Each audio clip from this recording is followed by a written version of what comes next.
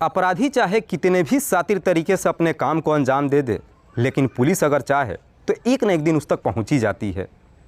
आज की भी कहानी में सेम कुछ ऐसी होता है, लेकिन इस केस में पुलिस को अपराधी तक पहुंचने में लगभग 19 साल का समय लग जाता है। और 19 सालों बाद पुलिस जब अपराधी को पकड़कर सामने लेकर आती है, लोग जब उसे देखते हैं तो लोग कहीं ना कहीं पुलिस प्रशासन के ऊपर दबाव डालते हुए कहते हैं कि दरअसल उस अपराधी को हमारे हवाले कर दी जाए। दोस्तों, भले ही ये घटना थोड़ी सी पुरानी है, लेकिन इसे सुनने के बाद आपको आने वाले भविष्य में बहुत कुछ सुधारने को मौका ज़रूर मिल सकता है। नमस्कार, आदाब, मैं हसमुद्दीन और आप देख रहे हैं सफ़र क्राइम तक। आज की जो सच्ची घटना मैं आपको सुनाने वाला हूँ, ये घटना है केरल प्रदेश की। केरल का एक शहर पड़ता है कोट्टायम, और इसी कोट्टायम के मडुमुला इलाके का रहने वाला विश्वनाथन आचारी। विश्वनाथन की पत्नी का नाम है विजय लक्ष्मी। विश्वनाथन के टोटल 4 बच्चे हैं, जिसमें 3 बेटी हैं और एक सबसे छोटा बेटा।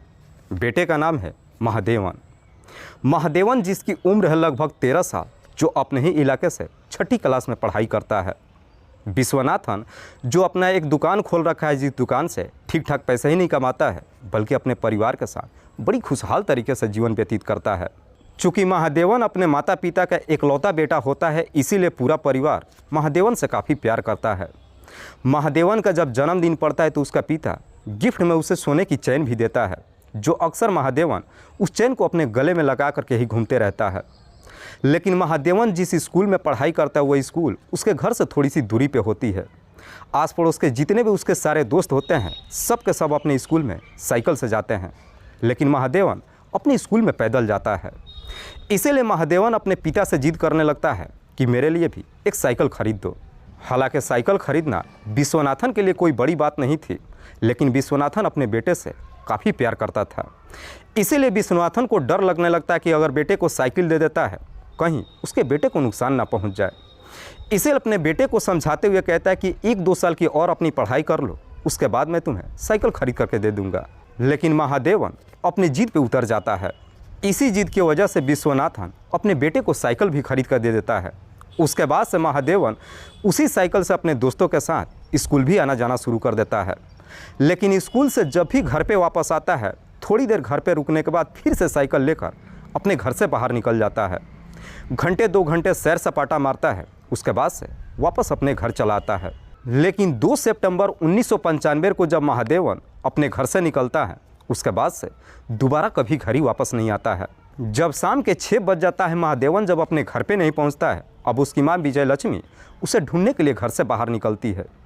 महादेवन के जितने भी दोस्त होते हैं, सबसे जाकर के पूछताछ तो करती है, लेकिन बावजूद इसके महादेवन के बारे में कुछ भी मालूम नहीं चलता है। दरअसल उस वक्त महादेवन के पिता जो अपने दुकान पे थे, इसीलिए विजय लक्ष्मी ये खबर अपने पति के पास भेजवाती है। इधर विश्वनाथन को जब मालूम चलता है कि उसका बेटा अभी तक घर पे नहीं आया है, शाम के वक्त जल्द ही अपना दुकान बंद कर देता है, घर पे आता है और एरिया में तमाम जगहों पे जाकर के ढूंढता है, पर बावजूद इसके महादेवन कहीं दिखाई नहीं देता है। और देखते ही देखते पूरी रात गुजर जाती है। अगली सुबह तक भी महादेवन जब अपने घर पे नहीं आता है, आखिरकार विश्वनाथन अपनी पत्नी को लेकर नज़दीकी थाने में जाता है और अपने बेटे का गुमशुदगी का रिपोर्ट दर्ज करा देता है। पुलिस गुमशुदगी का रिपोर्ट दर्ज तो करती है, लेकिन इस केस को सीरियस तरीके से नहीं लेती है। दरअसल पुलिस महादेवन को ढूंढने की कोशिश ही नहीं करती है। जैसे ही 4 दिन का समय गुजरता है, आखिरकार विश्वनाथन के घर पे उसे एक लेटर मिलता है, जिस लेटर में लिखा गया था कि दरअसल हमने तुम्हारे बेटे को अगवा कर लिया है। दरअसल उस लेटर में एक जगह बताया जाता है और साथ ही साथ कुछ फिरौती के पैसे भी मांगा जाता है। उस लेटर में लिखा गया था कि उस जगह पे तुम्हें एक व्यक्ति लाल कपड़ों में दिखाई देगा, तुम्हें उसे पैसे ले जाकर के दे देना है, और अगर तुमने ऐसा नहीं किया तो याद रखना तुम्हारे बेटे को हमेशा के लिए इस दुनिया से हटा देंगे। विश्वनाथन जब उस लेटर को पढ़ता है, पढ़ करके एकदम से डर जाता है। चूँकि उसका बेटा एकलौता था, इसीलिए विश्वनाथन इस बात की जानकारी पुलिस को नहीं देता है, बल्कि पैसों का इंतजाम कर लेता है।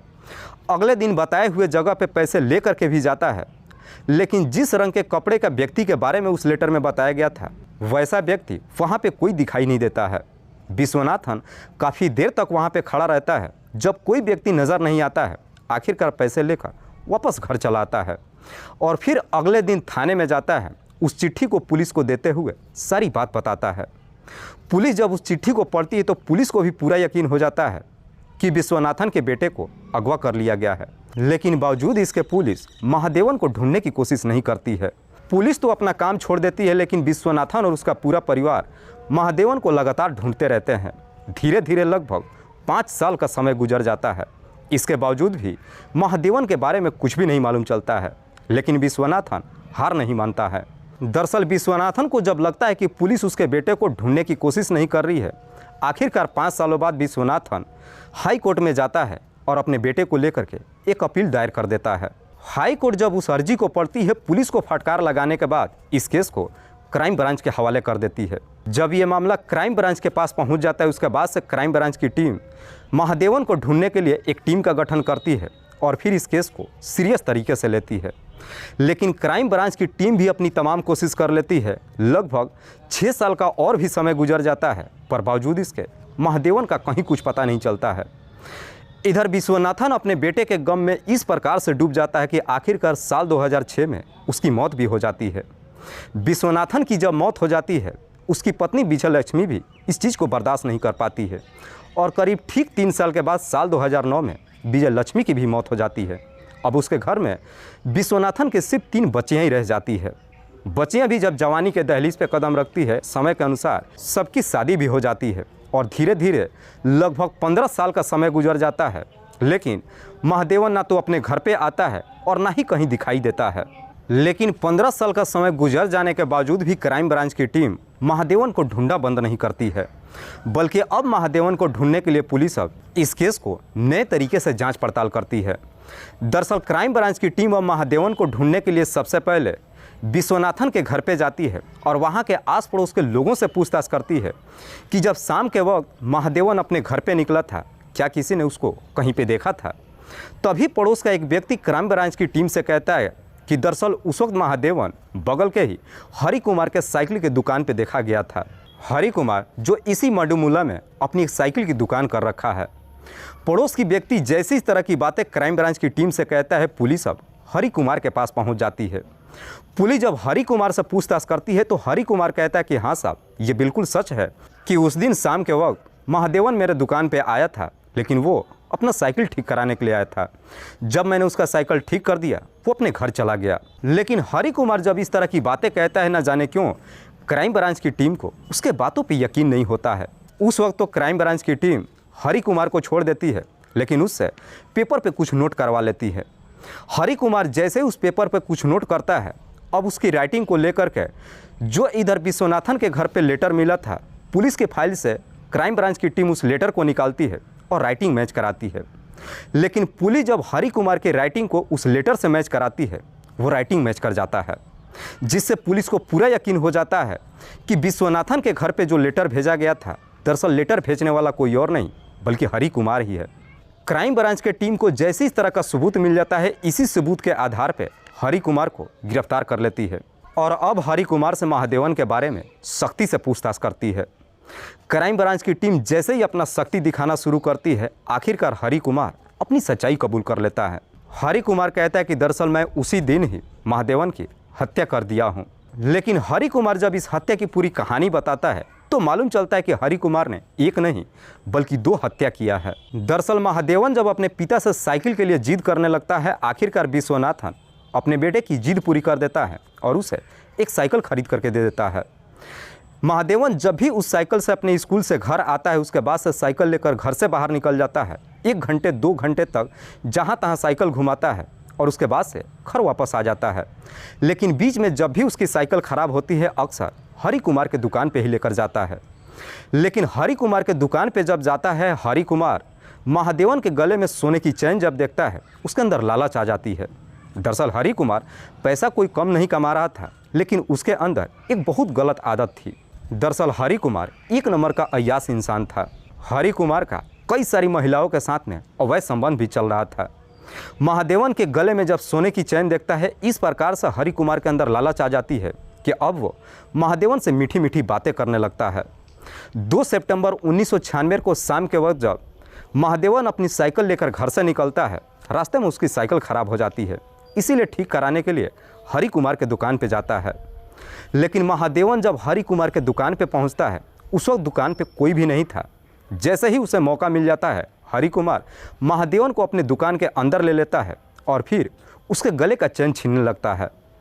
लेकिन महादेवन जब इसका विरोध करने लगता है, हरि कुमार उसका गला दबाने लगता है और आखिरकार उसका गला तब तक दबा करके रखता है जब तक महादेवन की सांसें नहीं रुक जाती है। हालांकि हरि कुमार का अपना काम तो पूरा हो जाता है, गले की चेन भी ले लेता है, लेकिन महादेवन की जब मौत हो जाती है उसके बाद से अब हरि कुमार एकदम से डर जाता है। दरअसल अब हरि कुमार महादेवन की डेड बॉडी को ठिकाने लगाने के लिए इस बारे में अपने साले प्रमोद और अपने एक दोस्त कोनारी सल्ले को बताता है और दोनों को बुलाकर अपने दुकान पर लेकर आता है।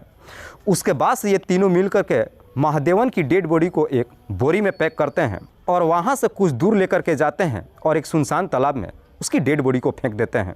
उसके बाद से वापस अपने घर चले आते हैं। मामला तो रफा दफा हो जाता है, लेकिन जैसे ही कुछ दिन का समय गुजरता है अब हरि कुमार का दोस्त कोनारी उसे ब्लैकमेल करने लगता है। दरअसल कोनारी उसे धमकी देते हुए कहता है कि जितना मैं तुमसे पैसा मांगता हूँ मुझे पैसे दे देना, वरना मैं ये सारी बातें जाकर पुलिस को बता दूंगा। कोनारी जब भी हरि कुमार से पैसे मांगता है हरि कुमार उसे पैसे भी दे देता है, लेकिन हद तो तब हो जाती है जब हरि कुमार अपना एक ज़मीन 1.5 लाख रुपये में बेचता है और इस बात की जानकारी कोनारी को मालूम चल जाता है। कोनारी हरि कुमार से कहता है कि मुझे 50,000 रुपये चाहिए। 50,000 रुपये की जब डिमांड करता है हरि कुमार को अब पूरा यकीन हो जाता है कि अब कोनारी का कोई ना कोई उपाय करना होगा। इसीलिए अब हरि कुमार अपने दोस्त को ही हमेशा के लिए इस दुनिया से ही हटाने का तय कर देता है और फिर इस बारे में जाकर अपने साले प्रमोद से बात करता है और अपने दोस्त को इस दुनिया से हटाने के लिए एक षड्यंत्र बनाता है।